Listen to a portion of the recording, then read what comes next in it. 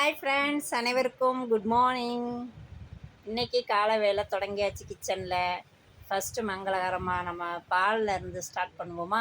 பால் காய்ச்சியாச்சு.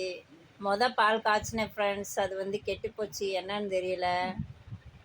திரும்பி கீழே போய் மாடி வீட்டில் இருக்கோமா, கீழே இறங்கி போய் 1/2 லிட்ரு பாலை வாங்கிட்டு வந்து பழையபடி காய்ச்சி டீயை போட்டேன். சரி, இப்போ அவரைக்காய் பொரியலும் வத்தல் குழம்பு, பாவக்காய் வறுவல், இன்னைக்கு வத்த குழம்பு தான் வைக்க போகிறேன். அதை தான் பார்த்துக்கிட்டு இருக்கீங்க. வாங்க பார்க்கலாம். இப்போ எல்லாமே ரெடி பண்ணிக்கிட்டு இருக்கேன். வத்தலை வத்த குழம்புக்கு என்ன பண்ணுறீங்கன்னா, மொத எண்ணெயில் போட்டு பொரித்து தனியாக எடுத்துட்டு அதுக்கப்புறமா நீங்கள் குழம்பு வச்சிங்கன்னா அந்த கசப்பு தன்மையெல்லாம் இருக்காது. நம்ம எப்பயும் போல் வெங்காயம் தக்காளி எல்லாம் போட்டு அதோட பச்சையாகவே வத்தலை போட்டிங்க அப்படின்னா அந்த குழம்பு அவ்வளோ நல்லா இருக்காது. அதனால் என்ன பண்ணுறீங்கன்னா, வெறும் கடாயில் எண்ணெய் ஊற்றி சுண்டை வத்தலை நல்லா பொரித்து எடுத்து வச்சுக்கோங்க.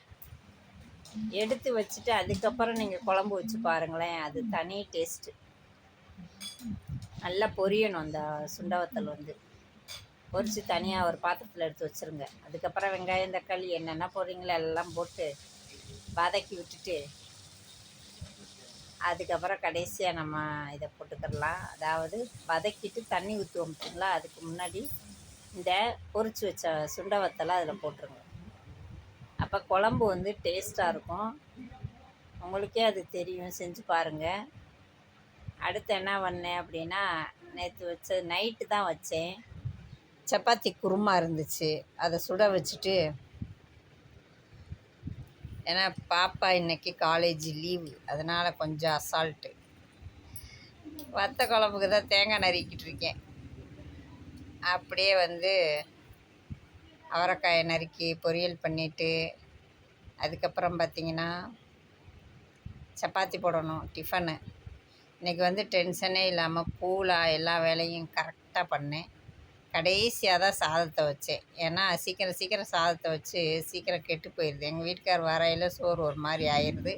தனியாக அவருக்கு நான் சோறாக்க வேண்டியதாக இருக்குது. அதனால் என்ன பண்ணேன்னா 8 மணிக்கு தான் உலைய வச்சேன். இன்றைக்கி 8 மணிக்கு உலைய வச்சுட்டேன். அதுக்குள்ளே பசங்க எந்திரிச்சிட்டாங்க. 2 பேருக்கும் டீ அத்தை கிளம்பிட்டேன். 2 பிள்ளைகளுமே இன்றைக்கி அவன் பாப்பா காலேஜ் லீவு, அதனால் லேட்டாக எழுப்புனேன். 2 பேருமே 8 மணிக்கு எழுந்திரிச்சாங்க. அவன் எப்பயுமே என் மையன் 8 மணிக்கு தான் எழுந்திரிக்கான். அப்படியே 2 பேருக்கும் டீ ஆற்றி கொடுத்துட்டு அவரைக்காய் வடை செட்டில் போட்டு வதக்கியாச்சு.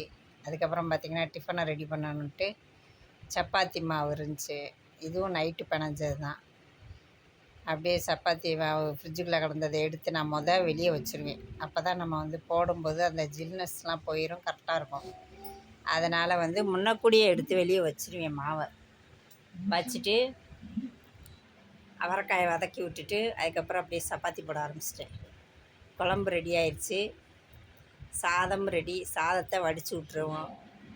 நான் எப்போயுமே வடித்து தான் ஃப்ரெண்ட்ஸ் சாப்பிடுவேன். குக்கரில் சாதம் வைக்க மாட்டேன். அப்படியே வச்சா பிரியாணி, தக்காளி சாதம், வெஜ் பிரியாணி இந்த மாதிரி ஐட்டத்தை மட்டும்தான். வெரைட்டி ரைஸ் மட்டும் குக்கரில் வைப்பேன். மற்றது பூரா சாதத்தை வடிச்சிடுவேன். அதுக்கப்புறம் சப்பாத்தி. எங்கள் வீட்டில் சப்பாத்தி தான் அதிகம். என்ன சப்பாத்தியாக போடுறீங்கன்னு பார்க்காதீங்க. எங்கள் வீட்டில் சப்பாத்தி தான் அதிகமாக சேர்ப்போம். அரிசி மாவு அதிகமாக சாப்பிட மாட்டோம். பசங்களுக்கு பிடிக்கல, 2 நாள் சேர்ந்தாப்புல வச்சிட்டோம் அப்படின்னு பிடிக்கலைன்னா உடனே வேறு ஏதாவது அவங்களுக்கு மட்டும் செஞ்சு கொடுத்துருவேன். நாங்கள் ஆல்ரெடி காலையிலேயும் நைட்டு சப்பாத்தி சாப்பிட்றது எங்களுக்கு அந்தளவுக்கு பிடிக்காமல் இருக்காது. நானே எங்கள் மாமா சாப்பிட்ருவோம். இப்போ 2 முட்டை வச்சுருந்தேன்ல, அதை அவரைக்காயில் உடச்சி ஊற்றிட்டேன்.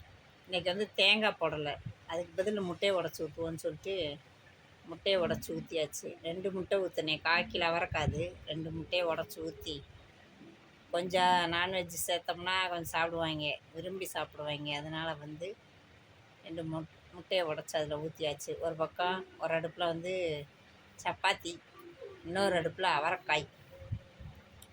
2 அட்டன் டயத்தில் முடிச்சிட்டோன்னு வச்சுக்கோங்க. என் பையன் வேலைக்கு கிளம்பிடுவான். அவனுக்கு கொடுத்து விட்டுட்டு சாதத்தை எடுத்து ஆற வைக்கணும். ஆற வச்சுட்டு குழம்பையும் அதையும் ஊற்றி நல்லா பெரட்டிட்டு கொஞ்சம் நேரம் ஆற வைக்கணும். ஆற வச்சுட்டு டிஃபனில் கட்டுவேன்.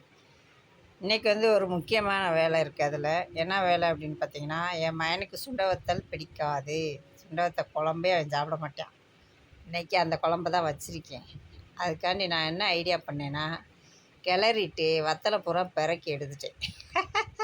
எப்படி வத்தலை பூரா பெரக்கி தட்டில் வச்சுட்டு அந்த சாதத்தை அப்படியே கிளறிட்டு, என்ன குழம்புன்னு கேட்டான்னா புளிக்குழம்புன்னு சொல்லிடுவோன்னு சொல்லிட்டு. ஆக மொத்தத்தில் இந்த சுண்டவத்தில் இந்த சாரெல்லாம் குழம்புல இறங்கியிருக்கும். எப்படியோ சாப்பிட வச்சிடலாம். ஆனால் சுண்டவத்தல் கிடந்துச்சுன்னா கண்டுபிடிச்சிருவேன். அதனால் நான் அதை வந்து வேலை மடக்கிட்டு காலையில் அந்த அவசரத்துலேயும் அதை பிறக்கி எடுத்துட்டு என்ன பண்ண சொல்கிறீங்க ஃப்ரெண்ட்ஸ்? பிள்ளைங்கள இப்படியெல்லாம் நம்ம வந்து சாப்பிட வைக்க வேண்டியதாக இருக்குது. பையன் வேலைக்கு போகிறான். வேலைக்கு போகிற வயசு வந்து இன்னும் நான் வந்து அவனுக்கு அப்படி தான் செஞ்சுக்கிட்டு இருக்கேன். கீரை சாப்பிட மாட்டான், சுண்டவத்தல் சாப்பிட மாட்டான், பாவக்காய் சாப்பிட மாட்டான். நிறைய சாப்பாடு வந்து அவாய்ட் பண்ணுறேன். சரி வத்த குழம்பு இன்றைக்கி அவனுக்கு அப்புறம் என்ன வைக்கிறது? அதனால் பிறக்கி எடுத்துகிட்டு டிஃபனை கட்டிட்டேன். அதுக்கடுத்து எனக்கும் மாமாவுக்கும் பாவக்காயெலாம் நான்லாம் முந்தி சாப்பிடவே மாட்டேன். இப்போ வந்து சுகர் வந்ததுலேருந்து வாரத்துக்கு 2 நாள் பாவக்காய் எடுத்துக்கிறது. அவரைக்காய் பொரித்து முடிஞ்சிச்சு. அதே கடாயை விளக்கிட்டு அதுலேயே பாவக்காய் பொரிக்கேன். பாவக்காய் வறுவல் செய்ய கிளம்பிட்டேன். மொத்தம் சமையல் ரெடி.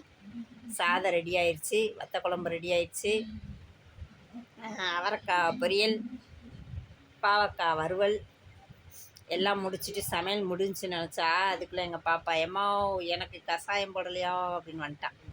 ஆஹா, ஏன்னா என் மகளுக்கு ஜலதோஷம் முடிச்சிருக்கு, தொண்டை கரகரன்னு இருக்குது, முடியலைன்னு சொல்லி தான் லீவே போட்டிருக்கா. நல்ல வேலைக்கு சொன்னேன். அப்படியே கையோட கையாக கஷாயமும் போட்டு கொடுத்துரு. ஃப்ரெண்ட்ஸ், வீடியோ பிடிச்சிருந்தா லைக் பண்ணுங்கள், மறக்காமல் சப்ஸ்கிரைப் பண்ணுங்கள். ராஜா மதர் சேனலுக்கு சப்போர்ட் பண்ணுங்கள் மக்களே. இதுவரைக்கும் வீடியோ பார்க்குற அனைத்து மக்களுக்கும் என்னுடைய மனமார்ந்த நன்றியை நான் தெரிவிச்சுக்கிறேன். மீண்டும் தொடர்ந்து பாருங்கள்.